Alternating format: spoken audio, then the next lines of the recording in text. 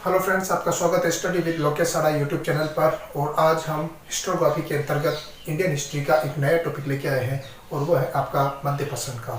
मध्यपाषाण काल जिसको हम संक्रांति काल भी कहते हैं, क्योंकि आपका जो पूरा पाषाण काल है और जो नवपाषाण काल है उन दोनों के बीच का जो काल है वो मध्य पाषाण काल माना जाता है। और दोनों के बीच का जो संक्रमण है, यानी कि जो आपके पूरा पाषाण काल और नवपाषाण काल में होने पाषाण काल से नवपाषाण काल के बीच होने वाली जो परिवर्तन है, उन परिवर्तनों का जो संक्रमण आधार बना है या दोनों के जो गुण वहां पर प्राप्त होते हैं वह आपके मध्य पाषाण काल में प्राप्त होते हैं। इस वजह से उस संक्रमण कालीन अवस्था की वजह से मध्य पाषाण काल को हम संक्रांति काल के भी संबोधित करते हैं।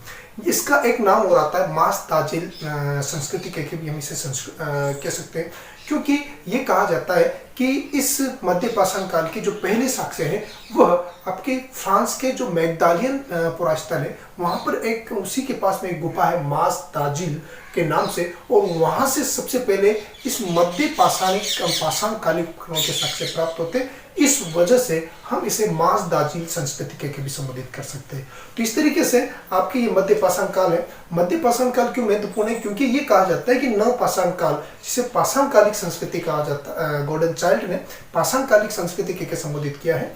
उस नव पाषाण काल का आधार, जिसे आप पशुपालन या फिर कृषि के रूप में कहते हो या निवास संस्कृति के रूप में कहते हो, उसका आधार आपके मध्य पाषाण काल के अंतर्गत तैयार हुआ। इस वजह से ये कहा जाता है कि मध्य पाषाण काल बड़ा महत्वपूर्ण माना जाता है। अब यहाँ पर मध्य पाषाण काल के संदर्भ में अगर हम बात करें तो भारत के संदर्भ में कितना महत्वपूर्ण है, उससे पहले हम इसकी जो सामान्य सी चीज है उस सामान्य सी चीज पर हम बात कर देते हैं। तो अगर पहले तो बात की जाए टाइमिंग की, यानी कि मध्य पाषाण काल का समय क्या माना जाता है, तो आपके 10,000 ईसा पूर्व से लेकर 5,000 ईसा पूर्व तक का जो समय है वो मध्य पाषाण काल के अंतर्गत सम्मिलित किया जाता है। दूसरी चीज अगर हम यहाँ पर बात करें तो आपके इस काल में मानव होमोसेपियंस था, और होमोसेपियंस का जो डेवलप रूप है वो यहाँ पर होमोसेपियंस डेवलप होने लग गया था। यानी कि ये कहा जाता है कि वर्तमान में जो मानव प्रजाति है वो होमोसेपियंस का ही रूप मानी जाती है। तो इस वजह से यहाँ पर मानव के संदर्भ में हम इस पर डिस्कस नहीं करेंगे।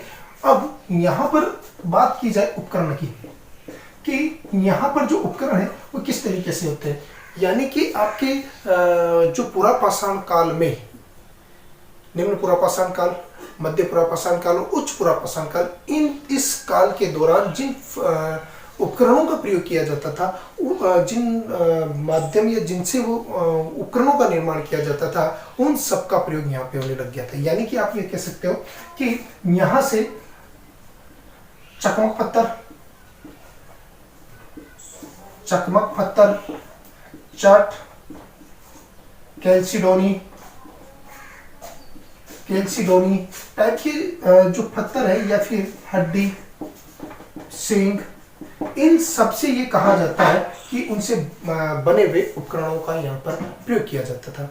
दूसरी चीज ये कहा जाता है कि जो ये उपकरण थे इनसे तो निर्मित होते थे, और यहाँ पर इनकी दो प्रकार की क्वालिटीज होती थी। एक तो होती थी ज्यामितिक उपकरण हुआ करते थे और एक अज्यामितिक उपकरण हुआ करते थे।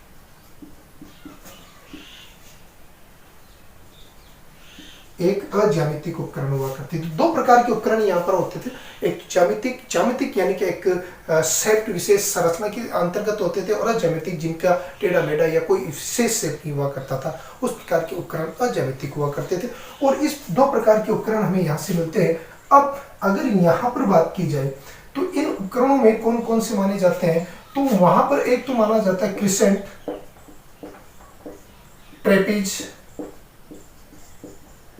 स्क्रैपर, माइक्रोब्यूरी। ये उपकरण ये कहा जाता है कि मध्य पाषाण काल में प्रयोग किए जाते थे। इसके अलावा ये कहा जाता है कि उच्च पूरा पाषाण काल में ब्लेड ब्यूरिन जैसे जो वहां पर प्रयोग किए जाते थे उनका प्रयोग भी आपके मध्य पाषाण काल में किया जाता था। तो इन उपकरणों का प्रयोग किया जाता था। अब इन पत्थरों से या इनसे निर्मित जो ये उपकरण थे, इन उपकरणों में एक विशेष लाइन सिलिका के ऊपर दबाव देकर ये कहा जाता है कि विशेष आकार के छोटे आकार के इन उपकरणों का निर्माण किया जाता था और इन छोटे आकार होने की वजह से इन उपकरणों को नाम दिया गया माइक्रोलिथ। इन्हें माइक्रोलिथ के संबोधित किया गया, यानी कि सूक्ष्म पाषाण उपकरण। सूक्ष्म पाषाण उपकरण ये कहा जाता है कि मध्य पाषाण काल की एक प्रमुख विशेषता मानी जाती है। तो ये बात आपके उपकरणों के संदर्भ में हुई। अब हम बात करेंगे आगे इस जो मध्य पाषाण काल के स्थल है। जैसा कि हम पहले डिस्कस कर चुके हैं कि विश्व में सबसे पहले फ्रांस के मैगडालियन जो है वहां से इस मध्य पाषाण कालिक उपकरणों के सबसे पहले साक्ष्य मिले हैं।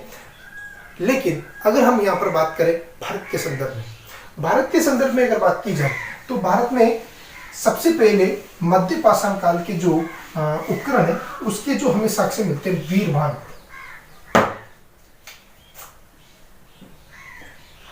भारत में ये कहा जाता है कि सबसे पहले मध्य पाषाण काल का जो के उपकरण है वो आपको प्राप्त होते हैं। तो प्राप्त होते हैं बंगाल, पश्चिमी बंगाल का जो एक जगह है वीरभानपुर।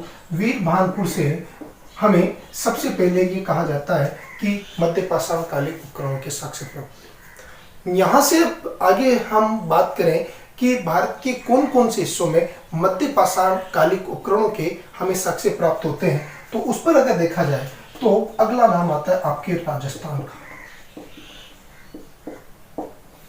राजस्थान के संदर्भ में अगर हम बात करें तो राजस्थान में दो जगह मानी जा सकती है प्रमुख रूप से। एक तो बागोर। बागोर ये कहा जाता है कि मध्य पाषाण काल में का भारत में सबसे बड़ा स्थल है। सबसे बड़ा स्थल बागोर जो आपके वर्तमान भीलवाड़ा में कोटारी नदी के तट पर स्थित है, वहां पर यह कहा जाता है कि मध्य पाषाण काल उपकरण के बड़े साक्ष्य मिले और सबसे बड़ा स्थल भी माना जाता है। यहाँ से हमें ये कहा जाता है कि पशुपालन के भी साक्ष्य मिलते हैं। तो बागोर एक तरीके से राजस्थान हिस्ट्री के रेफरेंस में अगर हम बात करें तो ये राजस्थान का पहला साक्ष्य माना जाता है या पहला स्थल माना जाता है जहां से कृषि और पशुपालन के साक्ष्य मिलते हैं राजस्थान के संदर्भ में। लेकिन अगर इस बात को आप राजस्थान भारत के रेफरेंस में बात करें तो वो मेहरगढ़ हो जाता है। तो यहाँ पर बात की जाए तो बागोर राजस्थान का एक स्थल माना जाता है और उसके अलावा आपके तिलवाड़ा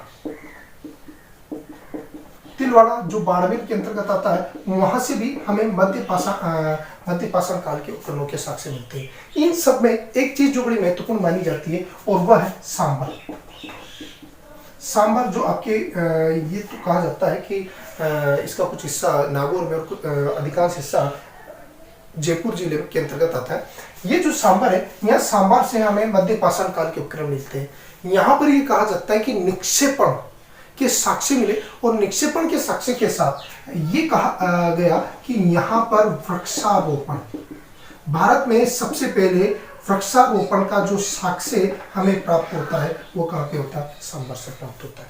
तो राजस्थान में दो प्रमुख स्थल आप वैसे मान सकते हो, एक तो बागोर और एक सांबर। सांबर उस रेफरेंस में महत्वपूर्ण हो सकता है क्योंकि यहाँ से हमें भारत का एक पहला स्थल है जहाँ से वृक्षारोपण के हमें साक्ष्य प्राप्त होते हैं। तो ये राजस्थान के संदर्भ में बात करें। राजस्थान से आगे अगर हम चलते हैं तो उत्तर प्रदेश। उत्तर प्रदेश में जो बेलन घाटी नदी क्षेत्र है वहां से हमें इस के साक्ष्य में प्राप्त होते हैं। ये कहा जाता है कि इस बेलन घाटी सेक्टर में इलाहाबाद विश्वविद्यालय की जो पुरातत्वविद है उनके नेतृत्व में यहाँ पर उत्खनन हुआ और ये कहा जाता है कि यहाँ से हमें मध्य पाषाण काल के साक्ष्य मिलते हैं। उत्तर प्रदेश की 3 जगह ऐसी है जहाँ से हमें मध्य पाषाण काल के साक्ष्य प्राप्त हुए और उसमें अगर हम बात करें तो सराय, नाहर, मदहा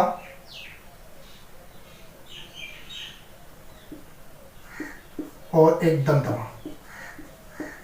ये 3 स्थल ऐसे हैं जहां से ये कहा जाता है कि हमें उत्तर प्रदेश के 3 स्थल है जहां से हमें मध्य पाषाण काल के साक्ष्य प्राप्त हुए। अब यहाँ पर एक बात देखी जाती तो ये तीन के तीनों स्थल ऐसे हैं जहां से समाधान के हमें साक्ष्य मिलते हैं।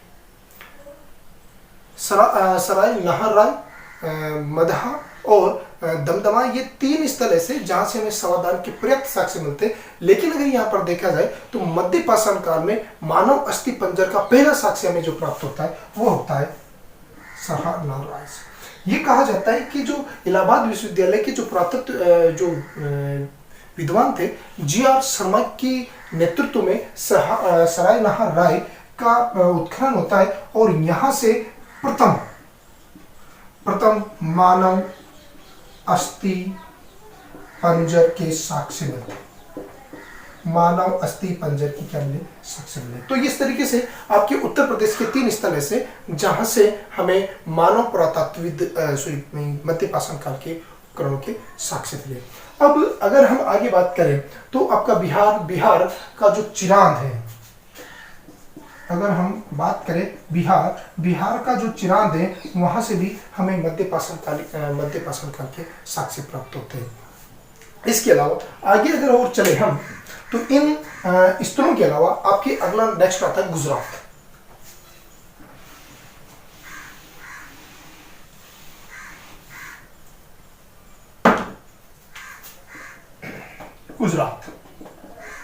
गुजरात की अगर हम बात करें तो यहां पर बक्सारा,